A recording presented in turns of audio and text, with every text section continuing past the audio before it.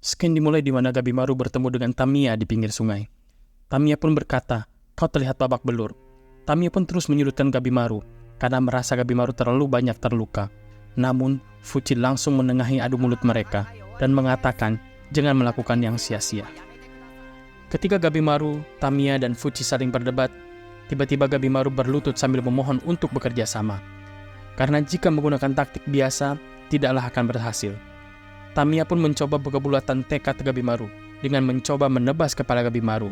Namun, Gabimaru tidak bergerak sedikit pun.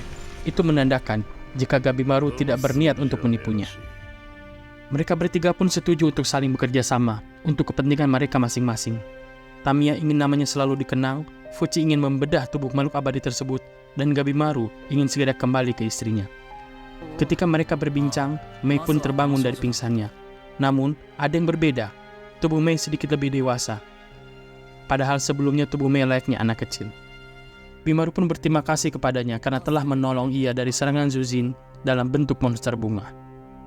Scan berpindah di mana kelompok Sagiri yang sedang berjalan menuju Horai. Senta bertanya kepada Groot, "Katamu Tensen adalah dewa yang menyaring jiwa manusia di Horai." Groot pun mengiyakannya.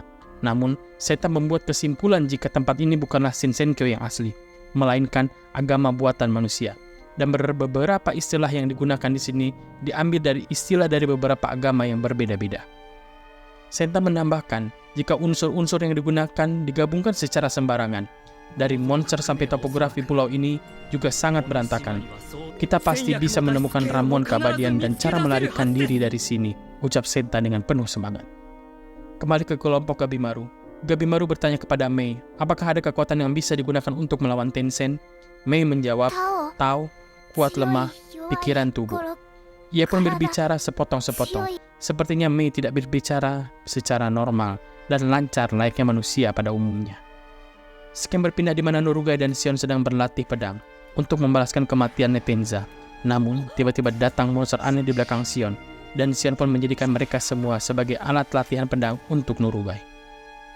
Ternyata para monster pun bukan hanya menyerang Sion dan Norugai saja. Mereka juga menyerang kelompok Gabimaru dan juga Tamiya. Namun, karena monster ini tidaklah ahli dalam bertaruh, mereka pun habis dibantai oleh Gabimaru dan juga Tamiya.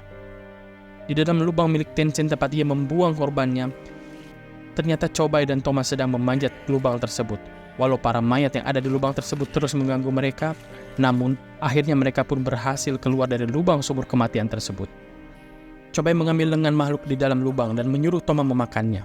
Jelas Toma menolaknya, karena itu bukanlah tangan monster, melainkan manusia yang menjadi korban Tensen.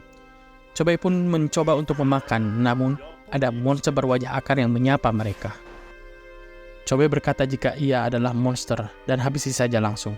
Monster itu pun berbicara dan berkata jika ia masih memiliki nalar dan ingin mengajak mereka untuk berbicara. Ia pun berkata jika ia ke situ atas perintah Tensen untuk memeriksa apakah Chobai dan Toba tidak kabur dari lubang kematian tersebut. Chobai pun berkata jika ia adalah Shoshin, namun makhluk tersebut menjelaskan jika mereka adalah Doshi dan monster tak berakal bernama Shoshin. Para Shoshin bahkan tidak diizinkan masuk ke Horai, sedangkan para Doshin adalah murid langsung dari Tensen. Chobai pun bertarung dengan Doshin dan Toma bertarung dengan para Shoshin. Namun, tidak perlu waktu lama untuk Doshin tersebut untuk mengalahkan Chobai dan episode 10 pun selesai.